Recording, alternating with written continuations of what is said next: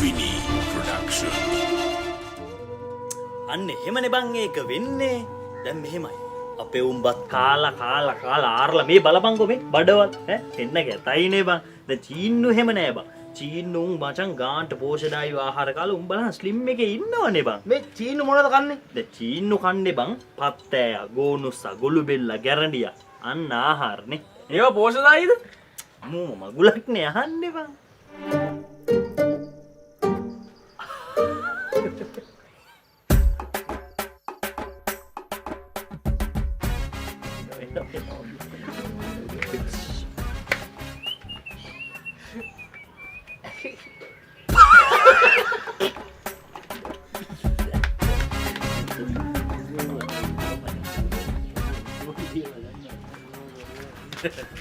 උඹලා මොනවද කතාවේ?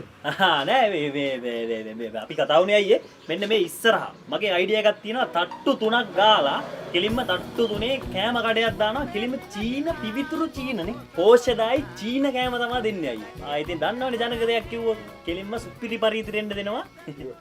ඉතින් අයියලා මොකද මේ දවස්වල කරන්නේ? අපිත් මේ කොළඹ රෙස්ටුරන්ට් එකක් ඕපන් කරන්න කියලා. හෙට යන්න නේද? අද පළවෙනි දනේවා. මොන පොයියා